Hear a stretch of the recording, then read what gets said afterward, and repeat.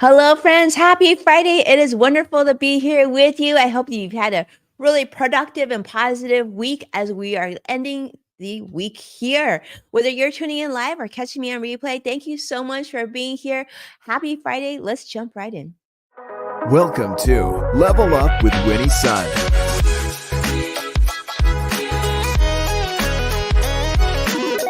Market update. Speed round. Award-winning financial pro. And now, get ready. I present to you Level Up with Winnie Sun.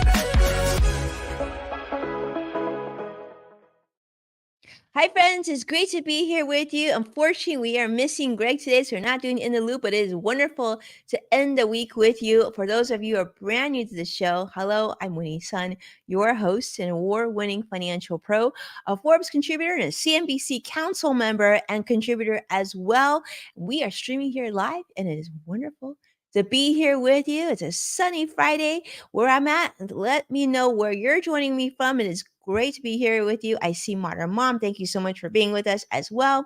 Now, let's kick it off. Let you know how the market is. Now, I love to end the week on a positive note if I can, but unfortunately, it doesn't look like it's going to be the case because currently the Dow's down 227 points, Nasdaq's down another 169 points as well, and the S&P 500 is also down about 37 points. So unless things turn around dramatically in the next couple hours, it looks like we're probably going to close the week on a negative Friday. Well, hopefully next week is better, right? Like, you got to focus on that. There's been a lot of news this week about inflation, about bank bank concerns at some smaller regional banks.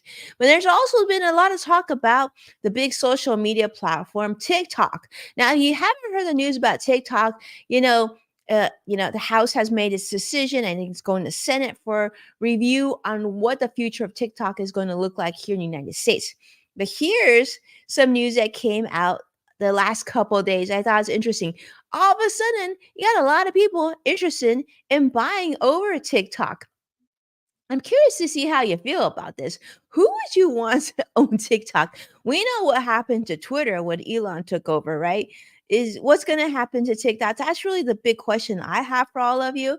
So there's been a lot of talk, and one of the obviously, there's been a lot of people saying that they want to buy, but one story I thought was interesting is coming out from Mr. Wonderful himself, Kevin O'Leary from Shark Tank, has said that he is going to be the ultimate buyer of TikTok, not just himself, but he's actually going to bring a group of investors together and they're going to go and, pick up TikTok. And they're saying that in light of, recent legislative efforts to prohibit the ownership of TikTok by Chinese ownership of applications such as TikTok and other brands like that, they said that, well, he thinks that he and his group are just really well positioned to be able to buy this over. And the development really follows the House vote of the bill, as you know, they're just aimed at curbing foreign influence through apps, highlighting sort of bipartisan concerns over national security. Well, Mr. Wonderful himself says, along with some potential buyers, as well as, Treasury Secretary Steven Mnuchin, has said that they really want to acquire TikTok. And they're saying that with or without its core algorithm, they want to do this. They said that this has to be US owned. And they said even if it risks losing its core algorithm, which is not, you know, doesn't exist here in the United States, they said that there needs to be a US purchaser. And he and his group said that they are the ones to do it. So I'm curious to see what you think about that. Who would you like to own TikTok? Do you use TikTok? Is this something that, you're active on? I know a lot of people use TikTok for a number of reasons. Like, people love the videos that come out of it. And even so, some people are learning things that they would normally learn, let's say on YouTube, but they're learning it on TikTok. And it's such a popular and really fun platform. And it'll be interesting to see how this platform evolves, because obviously we know what happened when Elon Musk took over Twitter. They did make some changes, right, to the way that's run as well as its algorithm as well. And the question is, will this new version of that they're proposing. Kevin Leary is saying this new American version of TikTok. What do they need to do to make sure that users stay on, and not just users, but advertisers as well, because many advertisers do business on this. So Kevin Leary has said that he has already submitted an interest in acquisition and purchasing TikTok if Congress goes ahead and passes legislation restricting Chinese ownership of TikTok here in the United States. So let me know what you think. I'm curious to see what you think. I mean, I think TikTok's really fun, but of course, there's always, um, you know, concerns with any platform, but any social media platform and what that looks like. So yeah, Steven Mnuchin is also interested in buying. That was shared on CNN as well. As you know, former Treasury Secretary Steven Mnuchin saying that he and his group also want to acquire TikTok. Maybe they want to come together. Maybe it's going to be like one of those Shark Tank things where multiple investors will come in and make sure that this is hopefully profitable, and also that it continues to stay really attractive like the current offering is. So we'll see how that goes. But next on, let's continue to the next story. And I thought this was pretty cool story. I want to thank um, Curtis on my team for bringing this to light for us. And this is, we're going to talk about Waymo. Now you might be like, Waymo, what's Waymo? I haven't heard of Waymo. And if you haven't, you're probably not alone, so not to worry. But Waymo, launched its robo taxi service. And what is the robo taxi service? Well, robo taxi, exactly what it sounds like. It's computer driven vehicles. There's no human driving a robo taxi. Now, this service has been around in other parts of the United States, but now it's coming back to Los Angeles. And this is sort of a watershed moment, if you will, for autonomous vehicle technology, because as you know, what comes to California, comes to Los Angeles, is usually a big pivotal point, because a lot of trends and a lot of exciting technology and like what happens in Hollywood, you got celebrity influence and everything. Once it comes to LA and it becomes, if it does well, it tends to then is successfully launched in other parts of the country and even the world pretty quickly. So Waymo is actually a subsidiary of Alphabet, as you know, to be Google's parent company.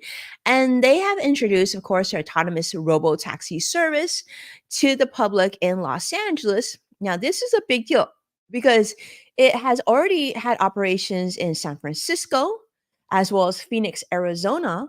But now there's going to be 50 of these driverless vehicles offering. Initially, they're going to be offering free rides to individuals who have been on a wait list.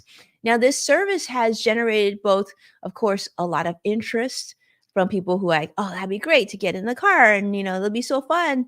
But of course, a lot of concern too, because this is going to be operating in about 63 square miles in Los Angeles. And for those of you who are familiar with the LA area, this is going to be somewhere from like the Santa Monica area to downtown LA. And now, as someone who graduated from UCLA, I mean, I could have definitely used this technology. It would have been so convenient to get to work, to internships as a college student. So now, despite, of course, its promise to enhance urban mobility in these smaller areas, of course, a lot of scrutiny in terms of safety. There's been accidents in this type of technology and this type of vehicles in other parts of the country. So, there's been a lot of concerns of like safety. Is this going to be good and doable? And then it's going to, make sure that nobody gets hurt. But also, there's a lot of pressure from local unions, of course, taxi drivers and whatnot, and even city officials of wanting to see if this is good or not for every community. Now, that being said, I think we can all agree that you can only hold back technology for so long. And let's be honest, like a lot of drivers in the Los Angeles area and the San Francisco area, and I'm guessing in the Phoenix area as well, I don't know, but sometimes they're not the safest drivers as well. I mean, certainly there are safe drivers and certainly there's less safe drivers, but I think we could agree that perhaps if we can get this technology right, that this could, number one, create hopefully less congestion, right? Less road rage, perhaps, and And most importantly, maybe a decrease in cost of transportation. And maybe if it's cost effective enough, then some people might decide that they don't need so many vehicles. They don't need to own so many vehicles. In fact, I was just talking to a parent last weekend. His son goes to school in Texas, and he was saying that, the distance between where he goes to school and a club where he trains for his sport is a 20-minute drive. And he says, he doesn't have a car, doesn't really want a car, but that, buses aren't exactly the most conducive for his situation because he has to, travel with quite a bit of gear to his place. This could be another avenue, another option for us to have. And I think and we saw it with a smartphone and we saw with the internet, right? The World Wide Web, that and what we're seeing with AI right now, that technology is here to stay and it's just moving faster and quicker. And there's going to be times where we're going to have to take a risk and we're going to have to make and have some experience to figure out what works and doesn't work. But this could be something that could help into the future. So, future plans, of course, the Waymo is now also looking at expanding in the future to Austin, Texas. And so, we'll see. I'm curious to see how you feel about that. So those of you who are joining me live, and I know there's many of you, I see a ton of you all over the different platforms. Jump in, let me know how you feel about that. How do you feel about getting into a robo taxi? Would you drive? I mean, would you ride in one? Do you feel like it's too soon, or is it something that you would like to see in your neighborhood? And would it actually replace your vehicle if you currently drive? Like, how do you feel about that? I'm gonna say there's one time I took a Uber in Florida, and it was like the craziest experience. And some of you who've been on the show and been with me on the show for a long time know that happened. I actually got off the airport, got into an Uber, and halfway through, the Uber driver got out of the car, and a new driver jumped in and then took me to my destination. It was like the weirdest thing, but that that is an example of perhaps where I would rather take a robo taxi because at least, I would feel a little safer in that situation. But anyway, on to another discussion. And this is another big story that I want to share with you. This is coming out of United Health. Okay. United Healthcare. Now, I know many of you probably have your health insurance through United Health or maybe one of their subsidiaries. Well, they've had a huge cyber attack. And this is just exposing really the vulnerability in the healthcare industry. And then many of you go see your doctor or use healthcare, benefits or go see different providers. So this was a story that was shared on Axios Vitals and by Tina Reed is the reporter for this. And the event series is really sort of a wake up call for the healthcare industry, which signals a really big urgent need for enhanced security measures because they are saying that this cyber attack on United Healthcare, which is a subsidiary of Change Healthcare, has exposed significant vulnerabilities within this industry. They're saying that not only were these security breaches with this insurance company, but they're talking about this could actually have bigger impact on places such as hospitals, doctor offices, pharmacies worldwide. Imagine not only just getting like your credit card information, but all your medical records and just really creating havoc on that. So this attack on Change Healthcare's payment system caused widespread disruption. In fact, numerous healthcare providers are now actually facing cash flow and operational challenges throughout their different offices. So this is a big thing. So they're saying that now that they're looking at the impact that this has had on healthcare, and can you imagine if you're not able to go to a doctor's office or a hospital when you need because their systems are down and they can't get you in and the technology isn't there. So one thing is about payment, but imagine having all your records being incomplete and not knowing which doctor is at which place and which medical provider is at which place. This can be so huge. So they're saying now, with the absence of stringent cybersecurity measures, which we have currently in our banking system and our investment firms and financial industry, without this can just be a bigger issue. But they're saying this is much bigger trend that we need to be paying attention to, because not only are talking about healthcare, but this can talk about technology companies and any other industry. And think about the industry that you're currently in, where you're working at, right? How would it impact you if this level of cyber attack occurred at your place of work? And then just like multiply that over many many companies in your industry. Like the domino effect on this is huge. So I want to make sure that that was on your radar. And then here's my next story. I know a lot of you are excited about this one. I'm excited to share this with you. And we're going to talk about Apple. Okay. Apple, they recently exited and made an announcement that they're not going to be going all in on the Apple Car, which I know some of you are disappointed about. I was kind of disappointed about it too, because I always feel like Apple creates really cool tech, and it probably would work well and probably really really cute. But no Apple Car for now. But what they are going all in now is into their AI strategy. No surprise here, because obviously a lot of the big technical companies right now know and see that the trend now, they got to get in on this AI bandwagon, others will be left behind and in the dust.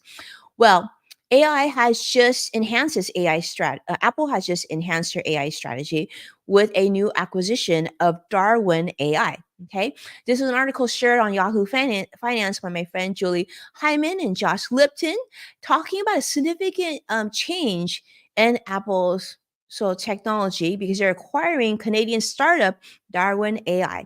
Now, Darwin AI, if you're not familiar with them, they are actually renowned for developing AI systems that are both compact and efficient. So small, right? Which is a critical advantage for Apple, as they really like to make things that are small and fast and quick, especially on their devices. So they're hoping to implement AI directly onto devices rather than relying on cloud based solutions.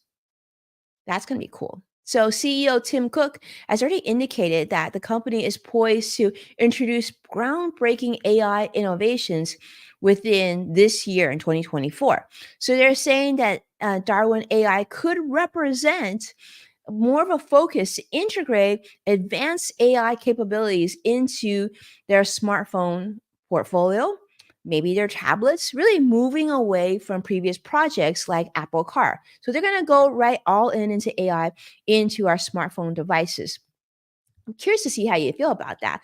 Does that impact your next phone purchase? And if for those of you who provide perhaps Android users, how do you feel about that? I'm guessing you're not so worried, because you're thinking, okay, Google's going to work that out as well. But now is a big AI arms race, right? Not only cloud based, but now on devices as well. And that's going to be great. I think we knew that that was coming, but it's nice to see a big company like Apple really kind of step on the gas and go that direction. So Tim Cook has expressed optimism about Apple's future in AI, also hinting of significant developments that could reshape the company's AI strategy, and I'm sure the industry in general. So instead of sort of, just making it accessible and, you can you can write articles, they're saying we need to really create an edge rather than just be in the cloud, but a pivotal aspect of Apple's AI vision, which perhaps give us a unique advantage over control over hardware and software integration, which is not unlike what they did, right, when the iPhone first came out. Right? They really pushed the envelope on what they could get onto our phone device, besides calling, besides texting, web browsing. Like it just got more and more exciting. So much to look forward to. And of course, I'll keep you updated as I learn more about this technology. We have a lot more stories planned for next week. So let's take a look at the market. Currently, it's Dow's down 212 points, Nasdaq's down 142, S&P 500's also down 33. So continues to be negative, but you got about two more hours left on the market. I don't know that it's going to turn around unless like some breaking news comes out, but I would just say don't worry. If you're invested properly and you're nicely diversified, go ahead and just look forward to the weekend. Look forward what you can do with your loved ones. Spend some quality time to recharge, because you deserve it. Thank you so much, my friends, for being a part of today's Level Up Live. Do me a favor, hit that like button and subscribe to stay updated with all the latest content.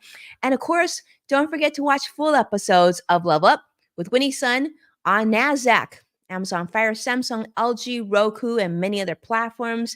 And if you're sharing it on social, thank you so much for doing so. Make sure to tag at Winnie Sun so I can see and appreciate your support. A big shout out to Joshua and Vicky and so many others for doing that this week. And of course, you can also listen to Yes Factor with Winnie Sun, which is my podcast on Apple Podcasts and the LinkedIn Podcast Network or wherever else that you love to hear your podcast each and every week. Thank you so much, my friends, for being here. And I'll see you again next week. Have a beautiful weekend. Take care. Bye-bye.